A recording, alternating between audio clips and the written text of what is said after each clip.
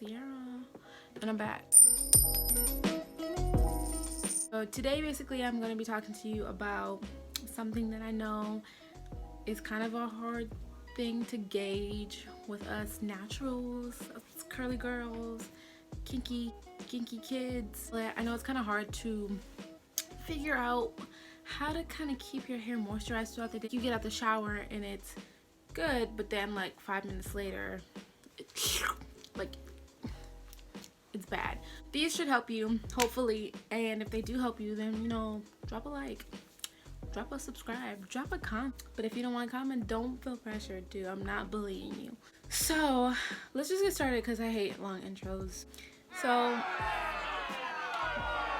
today I'm going to be basically talking about the 3 different types of hair and how they need 3 totally specifically different things to make sure that they stay moisturized throughout the day. So let's start with what these 3 different types of hair are. There is something called porosity. You have like little pores in your hair too. Low porosity hair would be like really tiny pores, like nothing gets in really and nothing gets out easily. Normal porosity, which is things get in easily but they also leave easily. Third type is high porosity hair, which means the pores are really big so things can get in easily but they also leave really easily. Basically, I'm going to be harping a little bit on the low porosity and high porosity rather than the normal porosity because it's not too difficult to understand. There's not much to it.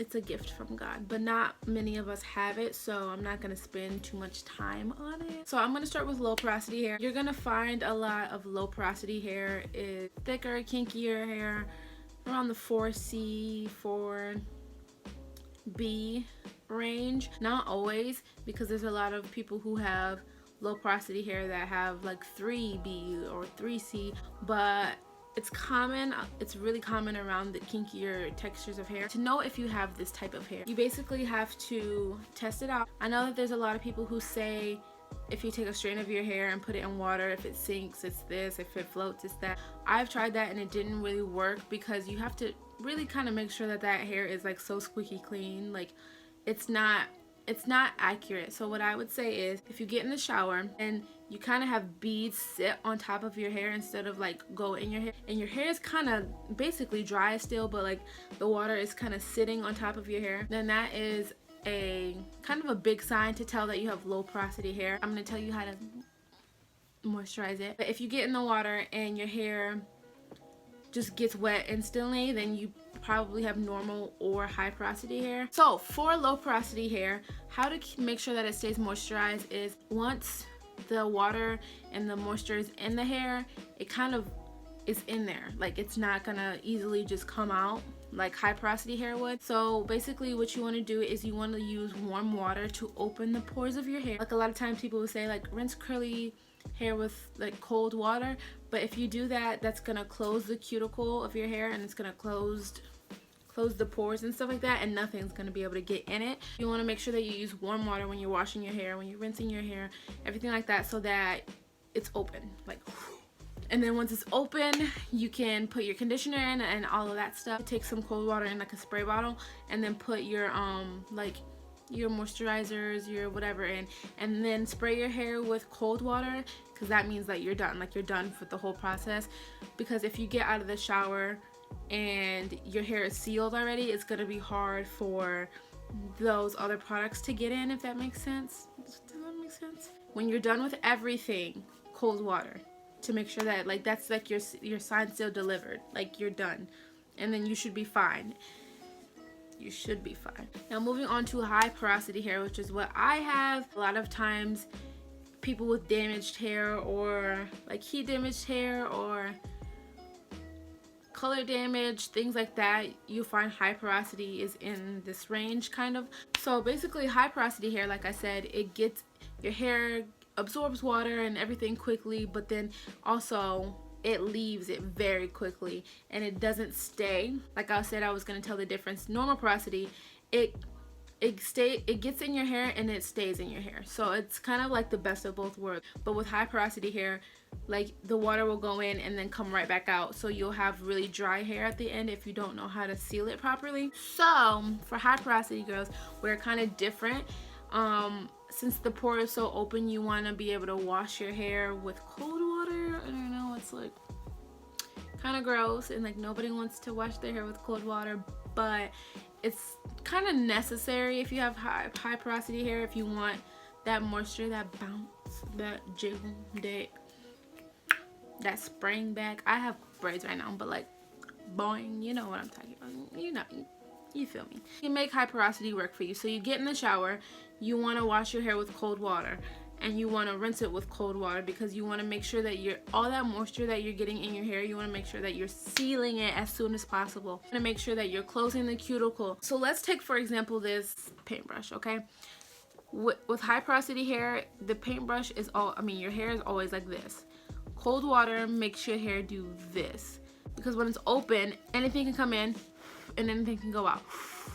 But when it's closed, it's harder to get through that. Do you see what I'm saying? I'm kind of an analogy guru, but like do you see what I'm saying? Like you want to make sure that cold water is sealing it. When you're done washing your hair with whatever you're washing your hair with. I mean, you can go check out my video about natural hair must-haves if you want to, because why not? Anyway, out of the shower, you need an oil to seal your hair for sure. Like to get all of it in, like your products, you want an oil. Some people say leave-in, some people say liquid. I'm gonna say liquid. So liquid like a water, an oil like coconut oil, argan oil, a conditioner. Yes, a conditioner.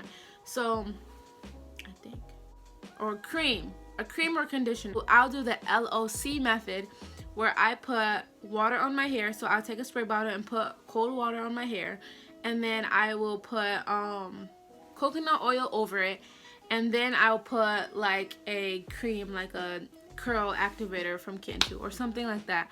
Some people like to do water and then an oil and then a cream and then an oil. For me, that's a little bit too heavy for my hair, and I don't want it to weigh down my hair.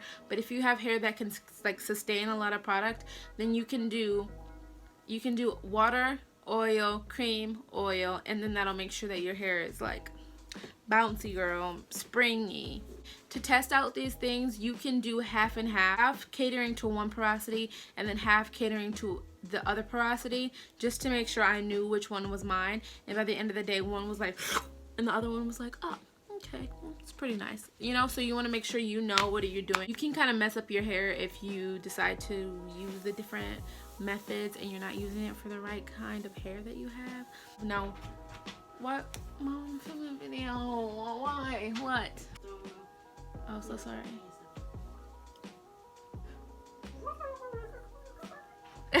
One accurate way that you can tell what porosity hair that you have is you take a strand of your hair and then you run your finger from the bottom of it to the root, and if you feel like little bumps or like little like ridges or something, then you have high porosity hair, because those are the like cuticles like open. Insert a picture right here of what the cuticle looks like of high porosity hair, and then what the cuticle looks like of low porosity, and then I'll do one of normal porosity, so you can kind of just see the difference and like what I'm talking about.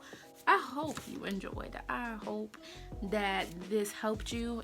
I hope that this was a nice, short, informative video. Any questions for me, I am glad to answer them, because I'm sure I missed something that I just forgot. I put on this shirt specifically for this video. For the efforts that I've made for this video, you should leave a comment or a like. That's our exchange. I hope you enjoy. All right, I will see you next time.